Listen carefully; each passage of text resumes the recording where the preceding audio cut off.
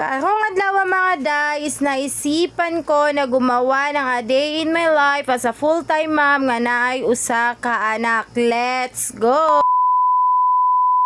Hi everyone! It's me again, Mateo and Fam. For today's video guys, sobrang aga ko talaga nagising kasi nga po is Lunes po ngayon at may pasok po yung partner ko. At dito nga guys is naisipan ko na magluto na lang ako ng tortang corned beef. Kasi nga guys is nagbabaon talaga to ng breakfast niya at hindi to kumakain sa bahay. At tapos ko nga magluto guys is natulog ako ulit kasi nga sobrang aga pa ngayon, alas 5 pa talaga ng umaga. At dito na nga guys is biglang tumunog yung alarm ko kaya dali-dali na akong bumangon kasi nga guys for today's video is maglalaba talaga ako ng mga oras na to. Ito talaga yung madalas kong ginagawa guys habang tulog si Matmat. Kung may labahin kami is maglalaba talaga ako kasi ako lang din naman yung mapapagod nito.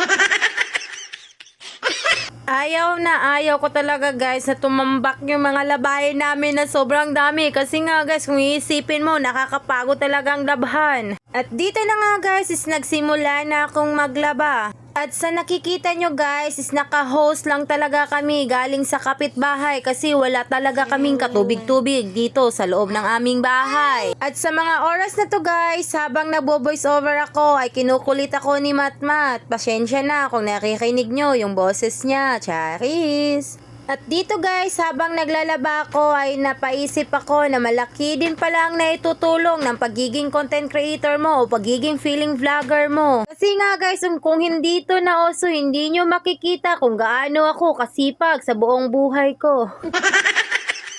Fast forward guys, is nakasampay na tayo at kakain na rin tayo kasi nafe-feel ko na talaga yung gutom ko. I-flex ko lang tong kopi ko blanca na nabili ng partner ko sa supermarket kahapon. Kakaiba to guys kasi may toppings siya sa taas. Actually guys, sobrang sarap niya at hindi siya ganun katamis. Pagkatapos ko nga pala kumain guys, is naghugas na ako kaagad kasi ng mga oras na to ay tulog pa talaga si Matmat.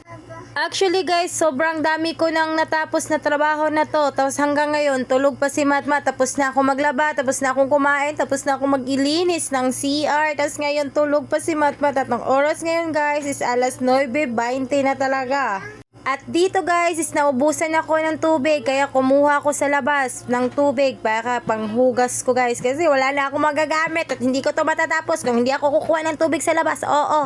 At dito guys is tapos na ako maghugas kaya nilinisan ko na yung lababo. Maya-maya rin guys is narinig ko na yung boses ni Matmat at pumasok na ako sa kwarto. Hindi nga ako nagkakamali at gising na tong batang to. Akala mo talaga, anak ng CEO, sobrang late magising talaga ng batang to. Oras ngayon guys is alas 10:05, pero okay lang yun. Ang importante, natapos ko na yung mga gawain ko dito sa loob ng bahay. Sa mga oras na to guys, is tapos na talaga kaming maligo, kaya binihisan ko na siya. Pagkatapos ko siyang bihisan guys, is dali-dali na ako pumunta ng kusina para kunin yung pagkain niya. At yun na lang po muna for today's video. Daghan kayong salamat.